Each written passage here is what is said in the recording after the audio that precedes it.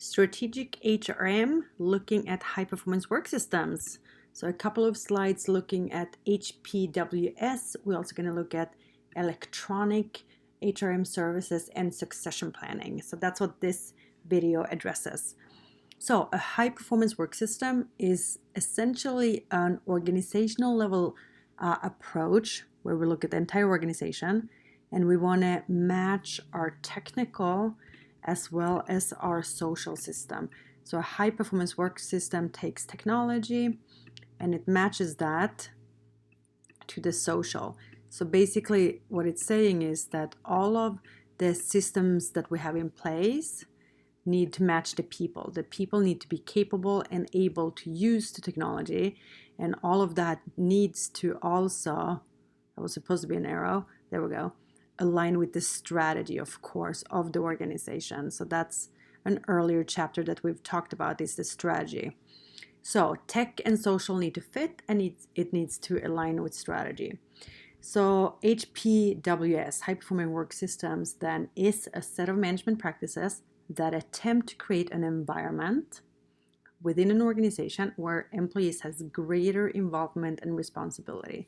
So if we have the capability and ability to use our technology and we align it with strategy, then we might feel that we have more responsibility within the organization that causes involvement, engagement, and that brings the organizations from being mediocre to being much better off, much more successful.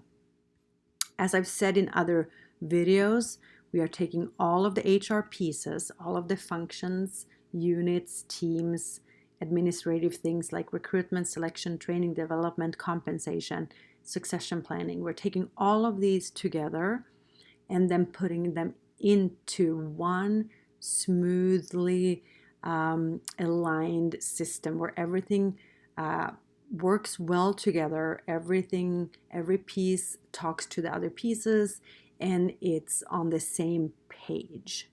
Then if we are able to do that and do it well, we have a high performance work system.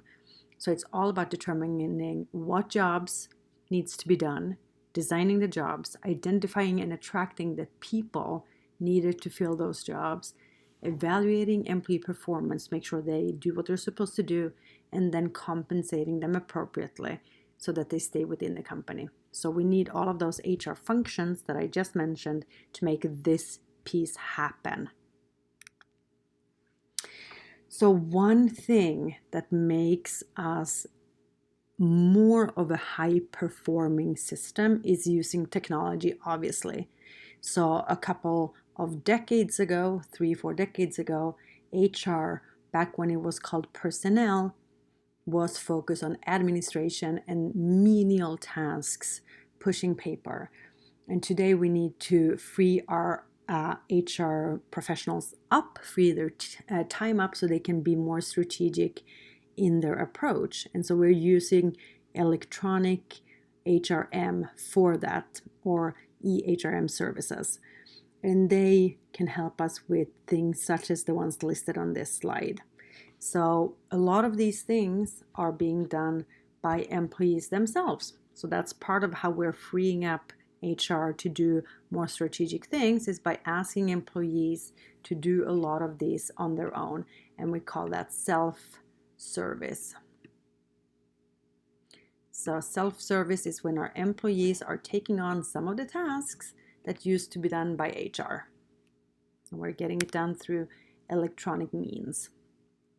So the value then of high performance work systems is that when we have employees who are highly involved in conceiving, designing, and implementing the workplace processes, they tend to be more engaged, they tend to perform much better. And so we know from lots of research at this point that companies that use these type of approaches, they had significantly higher labor productivity. So if we have a high performance work systems, our employees are happier, they work harder, and we are better off as an organization. Lastly, for the HPWS is succession planning. We might be successful today, but what will tomorrow look like? Do we have the pipeline in place to make sure that the company keeps being successful? That is what succession planning is all about. So it means we have key roles within the organization that we need filled. Do we identify people that are able and willing to go into those roles, and what are we doing to prepare them for taking on those roles when the individuals that are currently in those roles somehow leave the organization? That's what succession planning is. And when you ask companies out there, very few actually have solid succession plans in place.